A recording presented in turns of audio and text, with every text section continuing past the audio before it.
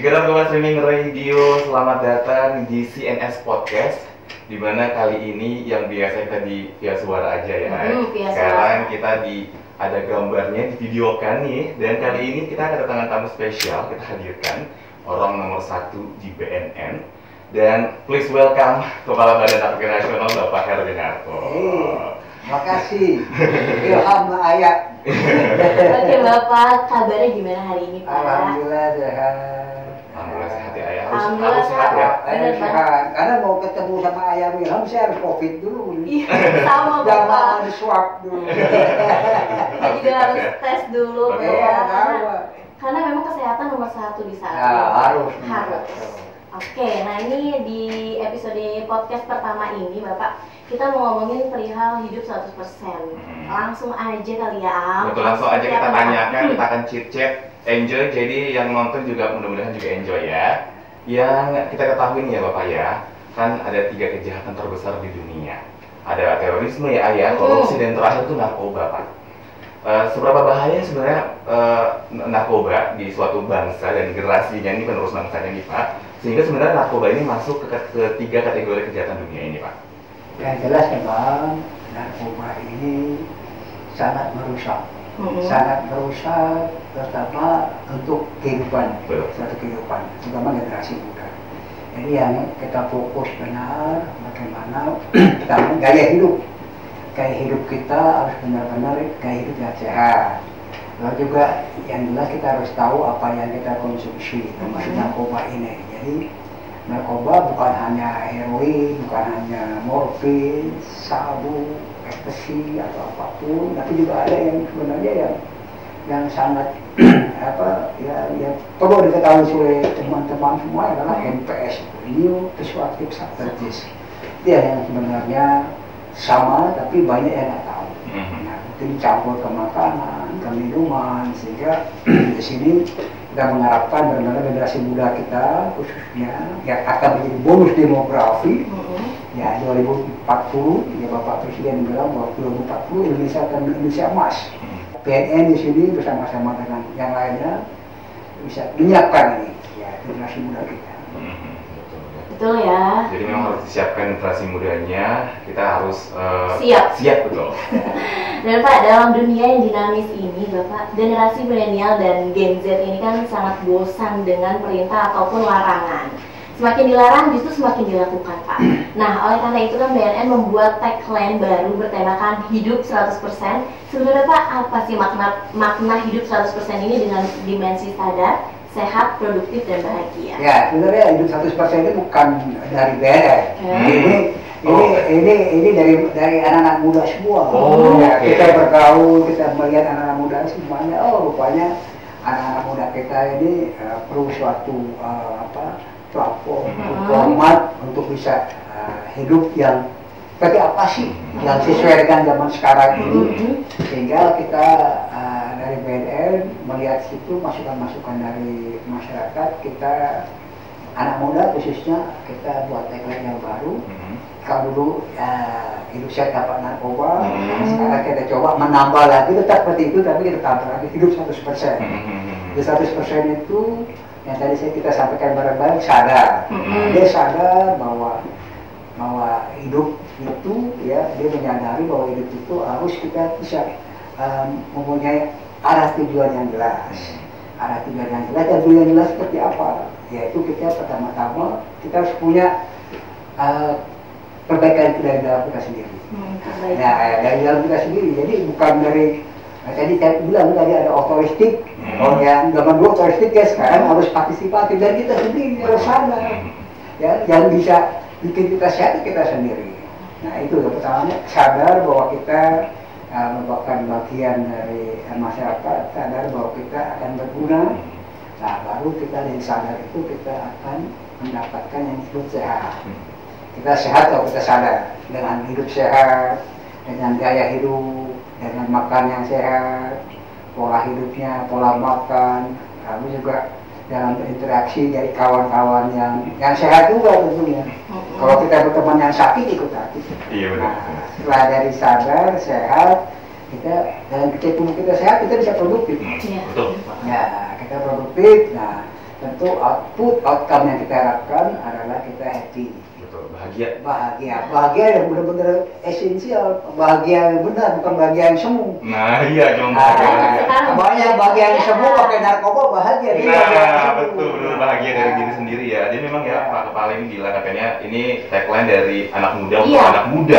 Mungkin mau mendengarkan ya Pak, karena kan ternyata ini yang sangat dibutuhkan. Betul. Ajakan untuk hidup 100%. Ajakan untuk hidup 100% dan juga saling mendengarkan ya Pak ya. Oke, sekarang kita ke pertanyaan selanjutnya nih Pak ya. Kita kembali ngomongin soal narkoba nih Pak ya. Memangnya sedekat apa sih ancaman narkoba dengan generasi milenial, generasi Z, sampai-sampai itu dibutuhkan pendekatan yang lebih halus dengan terciptanya ajakan untuk hidup 100% Pak? Yang jelas bahwa tadi saya sampaikan generasi muda kita, generasi milenial, generasi Z, ya, terutama generasi Z ya. Kalau milenial masih ya antara transisi ya. Tapi generasi Z ini memang beda sekali. Sangat beda. Beda. Dan memang kalau mungkin generasi milenial masih mau jadi pegawai. Ya kan masih mau apel pagi. Nah, ya. Tapi nanti generasi Z udah mungkin dia maunya kalau bisa kerja di rumah. Kerja sambil ngopi. Nah, ini sehingga kita pendekatan kita juga tidak sama. Iya benar Pak. Pendekatannya sama dan kita juga terutama di BNN juga kita siapkan untuk itu dan sehingga waktu terjadi COVID kita nggak kaget. Kita work from home, work from office juga semuanya jalan secara smart ya, karena memang kita sudah menyiapkan itu. Karena kita menyadari, karena di BNN juga pegawainya bukan hanya milenial, juga mungkin generasi Z sudah ada yang jadi pegawai di BNN. Ada. Kita generasi Z ya. Kita generasi Z semua. Ada generasi Z, ya kan. Jadi bukan zebra ya. Jadi memang ya. Jadi generasi Z ini punya cara sendiri kayak kopi, Pak, senja, itu mereka tuh menikmati banget. Makanya bisa dilihat kan di BNN ada joglo kita buat, gazebo. Betul. Di bawah aja ya. Nah itu bisa ya untuk anak-anak bisa mengambil berlari kerja sambil ngobrol-ngobrol. Ini kan kita menyesuaikan tempat-tempatnya. Ya jadi untuk ya kita mencoba ya dari BNN ini bisa jadi role model ya untuk kantor-kantor yang lainnya supaya benar-benar generasi Z ini bisa terakomodir apa yang menjadi keinginannya dia dan bisa tersalurkan, tapi tetap outcome-nya kita punya outcome tidak tercapai. Oke, masih ngomongin soal generasi Z ya. Gimana nih kan selain tagline hidup 100%, Bapak BNN ini memiliki platform digital Rumah Edukasi Anti Narkoba Korea. Sebenarnya Pak, misi apa sih yang ingin disampaikan BNN dengan menciptakan platform digital ini, Bapak? Ya itu juga masukan dari anak-anak muda. Mereka ingin berkreatif di dunia maya. Di dunia maya kita hanya siapkan platformnya ada di mereka untuk mereka juga.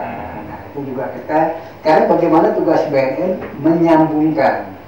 Ya kita melihat banyak di daerah-daerah seperti kita kan ada pusdakti gitu. Kita adakan penelitian dengan akademisi mana yang rawan-rawan narkoba, jenis narkoba apa saja dan pelanggan mana yang menjadi targetnya. Lalu kita juga akan namanya empowering. Ada beberapa tempat-tempat kita capacity building di sana, ya untuk anak-anak. Kita juga ada program training course. Kita latih ya anak-anak muda ini yang tadi yang mungkin sama orang tuanya suka ngelawan, nah kita latih 3 hari bisa cium tangan ibunya. Nah ini kita coba lakukan upaya-upaya pembinaan dari rumah. Nah ini juga kita bersama dengan UNDC semua kita ajak. Jadi memang kita fokus dari diri sendiri, dari rumah, dan dari lingkungan. Ini yang kita lakukan. Jadi memang penting banget ya Ayah, berawal semua tuh dari rumah, dari keluarga ya Bapak ya. Jadi terciptalah orang yang memang juga positif ya Ayah. Jadi kuat ya. Betul. Dari keluarga udah kuat. Betul. Dan sekarang kita ngomongin soal bahaya narkoba di Indonesia nih Pak. Dimana tahun 2015 nih Pak Presiden Joko Widodo ini bilang kalau misalkan Indonesia darurat narkoba. Dan tahun 2020 ini nih Pak, udah 5 tahun sejak statement itu tercipta atau dikemukakan oleh Pak Presiden. Gimana nih narkoba di Indonesia baik dari penyalahgunaannya sampai peredaran gelapnya nih Pak?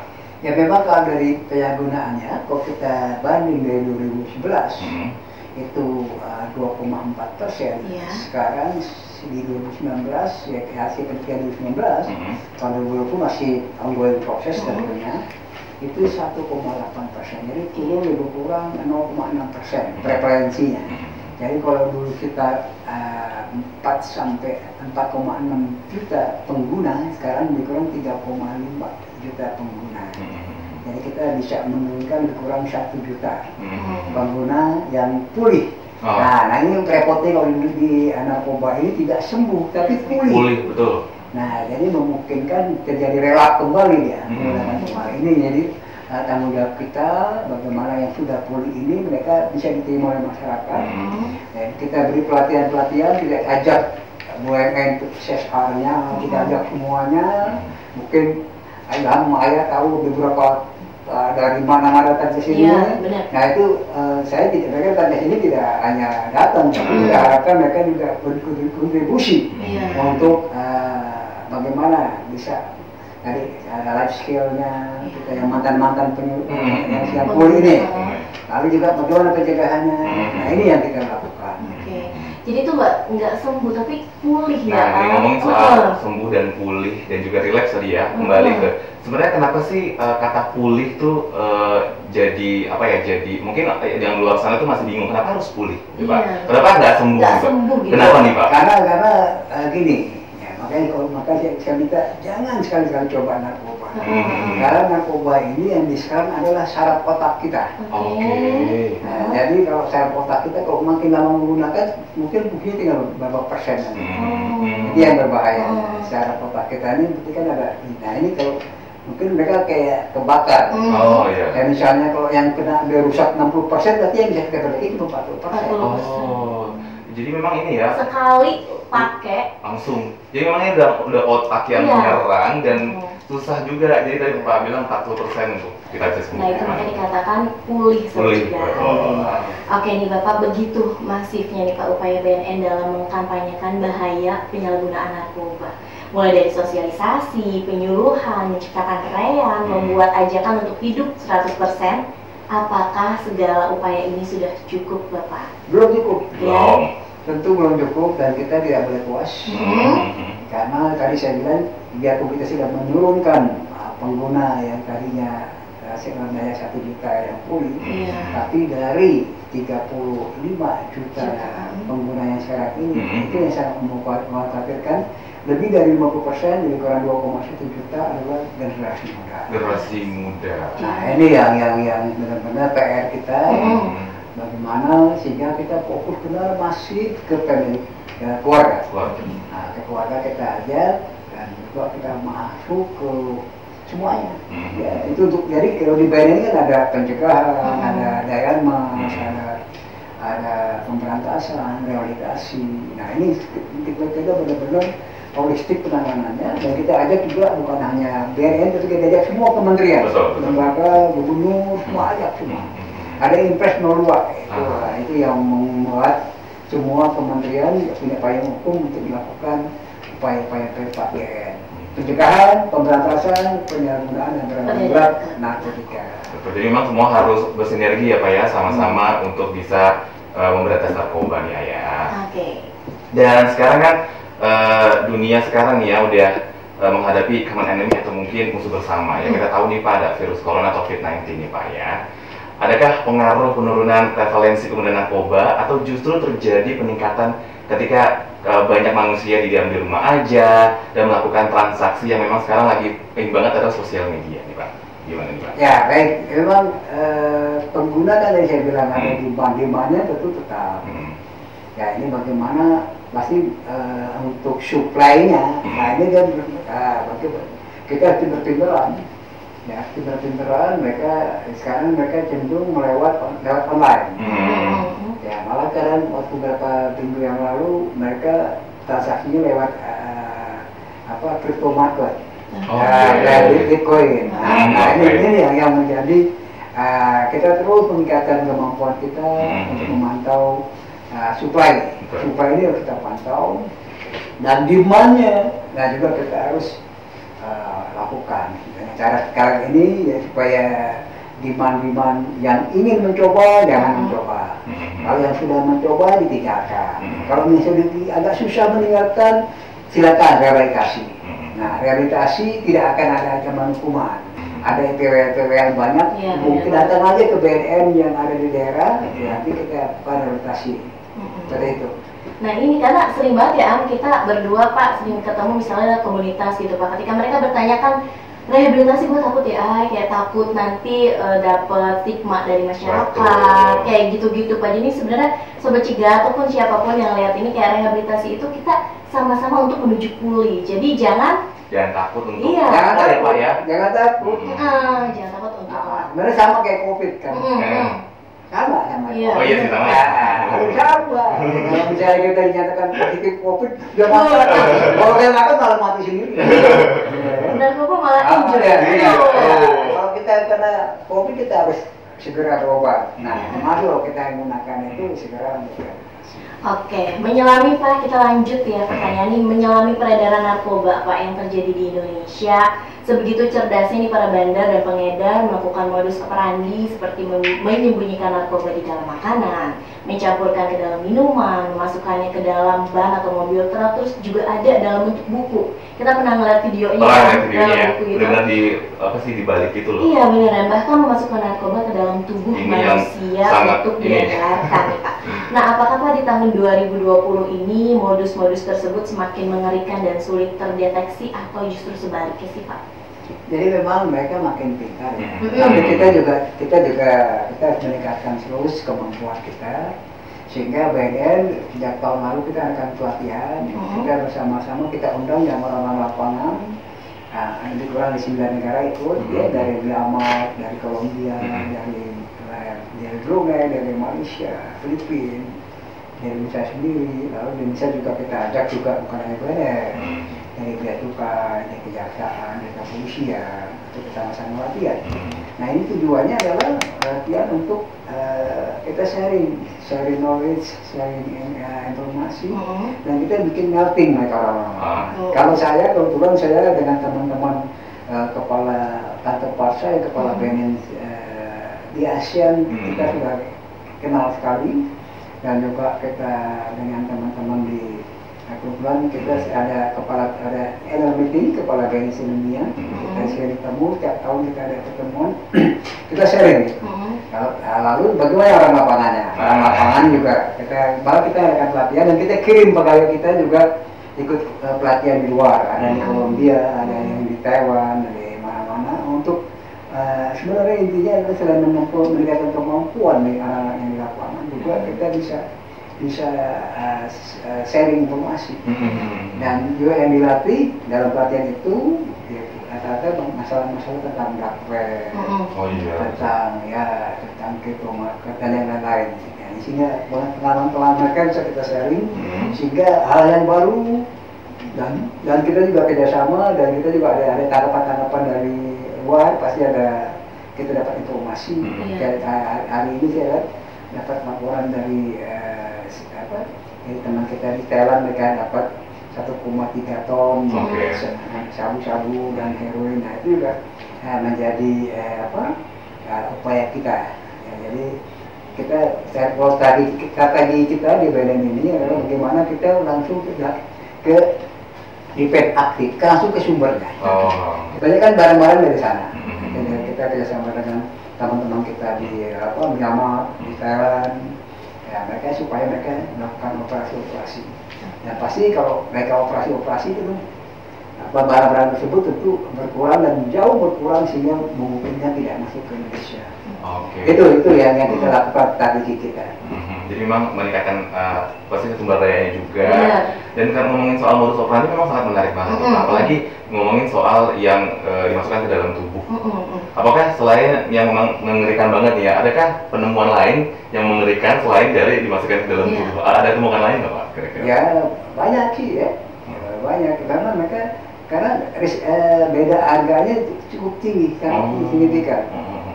Sangat signifikan. Sehingga kalau ketika di Bali, tempat-tempat yang kalau misalnya bawa seperti itu tuh apa nggak terlalu banyak, tapi hanya 5 kilo, 3 kilo, 5 kilo.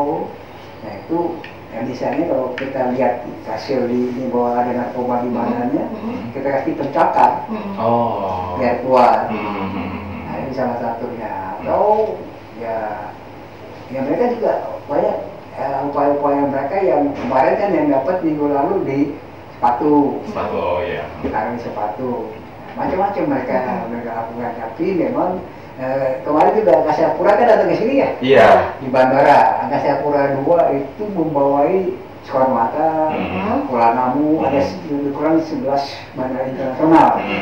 Dan kita juga kerjasama dengan mereka, minta kita sama-sama latihan untuk capacity building, kemampuan pegawai. Pegawai kita di sini kan kita harus latih terus, anggota di sini, pegawai kita di sini, dan juga mereka juga minta mereka juga dilatih karena di bandara ini kan mereka memang operation security-nya, aksennya mereka itu kan fokusnya hanya safety flight, keselamatan penerbangan. Nah, sehingga perlu menambah kemampuan lagi, yaitu bagaimana kemampuan untuk bisa interdiksi, yang lain-lain. Nah itu memang sehingga kita bekerjasama, berkolaborasi, ya jadi bukan hanya orang BNN yang ada di bandara, tapi juga orang yang di bandara kita kasih kemampuan untuk itu, bisa bedakan mana ini sabu, mana ini jenis-jenis apa, sabu ada sabu juga bukan hanya bentuk seperti kayak gula, tapi juga karena ada sabu cair, nah ini yang mereka juga harus tahu. Oke, semengerikannya itu ya Bapak. Jadi memang balik lagi kita butuh sinergitas Sobat Ciga. Jadi nggak cuman BNN aja, tapi lapisan masyarakat. Karena memang narkoba begitu dekat nih ya, sampai semua instansi, lembaga itu harus bisa sama-sama sinergi dengan, apalagi narkoba ini kan dekat banget sama kita nih ya Pak ya. Seperti apa nih Pak sebenarnya pengendalian yang dilakukan sama BNN terkait supply dan demand-nya dalam mengurangi peredaran gelap narkoba di Indonesia? Ya, yang jelas tadi ya kita evaluasi terus sehingga kita juga ada reorganisasi di sini. Yang tadi interdiksi sama intelijen ada di pemberantasan, kita gabung di pencegahan ya, dari teman-temannya Ayah sama Irham supaya benar-benar bisa memantau secara IT ya, dari komunikasi informasi kan. Kalau di sini kan anak-anak cuma bisa ngasih informasi gitu ya. Nah itu bisa kita evaluasi, termasuk juga interdiksi kerjasama dengan teman-teman di luar negeri dalam ada, termasuk juga dari monitoring. Nah ini yang upaya kita bagaimana supaya ini bisa kita kurangi. Tadi saya bilang dari kita tadi kita dari depend aktif, ya kita dengan luar kita kerjasama. Lalu teman-teman kita interdiksi juga punya ada channel di. Nah kita juga rata-rata orang interdiksi kan banyak kan orang custom, orang bea cukai ya. Jadi jalur-jalur bea cukai juga kita manfaatkan untuk bisa supply-supply ini bisa kita kurangi. Kurangi dan kalau bisa hentikan. Jadi memang mulai dari IT yang sangat canggih ya Pak ya, dilakukan BNN juga untuk bisa mencegah dari penyebaran narkoba ya. Dan tetap lagi balik lagi bekerja sama dengan semua. Harus benar ya. Dan kalau narkoba ini enak kita bekerja sama ya, karena bisa menjadi musuh kita bersama. Iya benar. Musuh kita bersama, common enemy. Iya, dan mohon izin Bapak nih untuk terakhir kali ya, untuk mengajak mungkin masyarakat di luar sana Pak untuk hidup 100% sadar, sehat, produktif dan bahagia. Ya baik. Teman-teman semua yang dengar acara ini ya, saya mengajak ya itu tuh tidak bisa ya, itu tergantung dari teman-teman semua. Karena hidup ini pilihan. Ya mau milih mana? Mau jadi masa depan yang maju baik atau kan masa depan ada macam-macam kan. Ada masa depan, ada depan masa. Ya, ada masa iya, masa gitu ya Pak ya, masa kini, ada Masya Allah. Jadi mau milih yang mana? Masa depan yang ceria atau masa di depan masa? Itu pilihan. Nah jadi silakan, dan kita harapkan pilihannya tepat. Dan yang tentu sering saya ngomong seperti ini. Nah ini mungkin kemudian bosan saya juga ngasih ke anak saya, ke semuanya. Kalau zaman era saya dulu, ya saya ini termasuk baby boom. Baby boom itu kelahiran tahun 50 sampai 64 ya. Ya itu baby boom. Jadi nggak kelihatan ya. Bapak masuk ke generasi milenial. Bisa baby boom.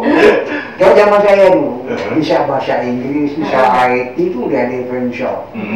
Udah luar biasa. Luar biasa. Tapi sekarang bisa bahasa Inggris, bisa IT itu hal yang biasa. Ya kan? Nah, sekarang bagaimana kita mau bisa jadi pilihan? Ya kita harus cari. Ya, cari sendiri.